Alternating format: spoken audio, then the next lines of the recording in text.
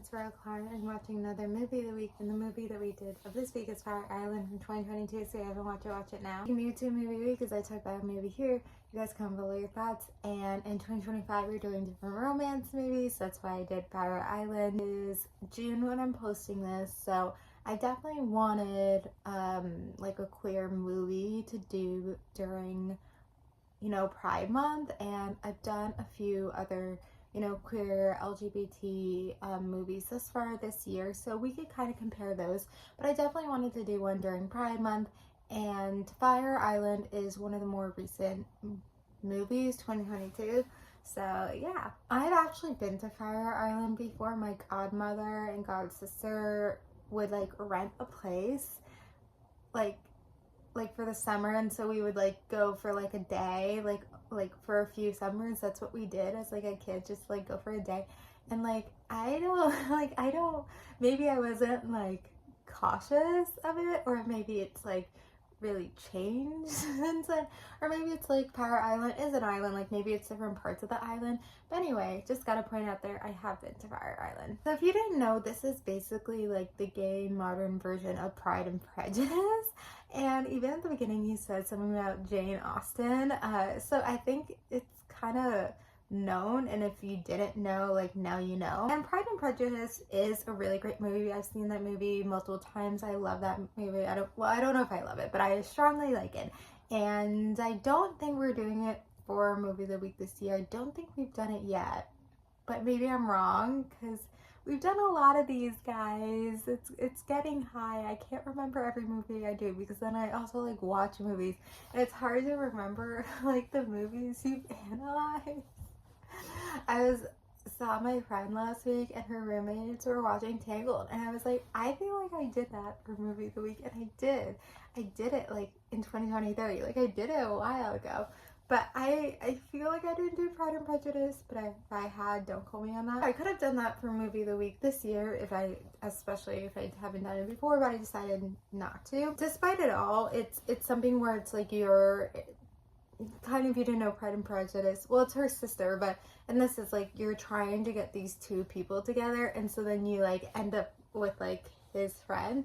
So it's kind of like a enemies to lover situation, which I think this is the first movie on that we've done this year that's enemies to lovers. Like I keep talking, this is a rom-com, but I keep talking about how all our rom-coms are different, and there's so many different tropes, and there's so many different ways to go about it. And Enemies to Lovers is a rom-com I freaking love. I think it's my favorite rom-com trope, but we haven't done it yet unless I'm mistaken. Comment below if I'm mistaken. Comment below. Have we done any other Enemies to Lovers? I don't know. I think what's different, obviously, from the other queer movies we've done this year, they were both period pieces. They're both in times where, you couldn't really be yourself, you had to hide all this stuff.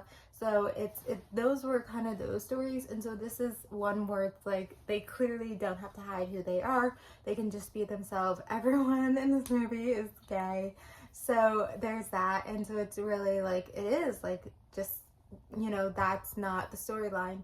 I mean, I guess, well, I don't know how to say exactly, but it's just focused on really that, and not the whole part about like we can't be together because we're gay. Like it's not that. That's not what this story is. As I said, I love Enemies to Lovers, and I feel like this movie did it really well.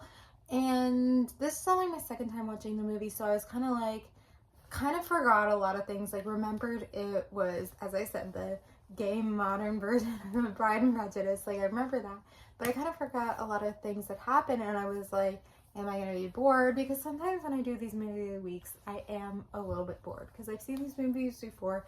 Sometimes I feel like I'm doing this as a chore. No one watches these, so I guess I could stop. But I feel like sometimes like it feels like just another task for me, and I'm not finding as enjoyment, or maybe it's just a lot because in addition to doing this, I'm doing, Supernatural episodes. So it's a lot, especially with a full-time job, trying to do life. It's a lot. I'm not having too much enjoyment with these, can't lie. I haven't really thought about quitting. I don't think I'm gonna quit. It's like something that keeps me going, like something to do. So I'm still doing it, still handling it, but sometimes I guess I don't have the best positive attitude and sometimes I'm not fully aware. I do, however, this time when I was watching it, I felt like it was fun. Like I had fun watching it. And, you know, sometimes when I do these movie weeks, I talk about how this could be a fun movie you watch with the girls on like a cool night. I don't know particularly if that's like a fun movie to watch with the girls. No, just like a night in. But I do feel like it is enjoyable, and it definitely, you know, Pride and Prejudice is such a great movie that it just like kind of feels like that, but it like feels like the gay modern version. Like I keep saying that. So anyway, it was a good movie. If you haven't watched it before, I'm glad you watched it. And yeah, anyway, I'm gonna end it here. So comment below your thoughts about Fire Island, and then the movie for next week is The Curious Case of Benjamin Button. I literally looked up before what year this came out, but now I'm totally blanking. Was it like 2003? I can't remember. Somewhere in the 2000s. But anyway, so comment below your thoughts about Fire Island and what's The Curious Case of Benjamin Button for next week. Thank you guys for watching. Like, subscribe, and bye.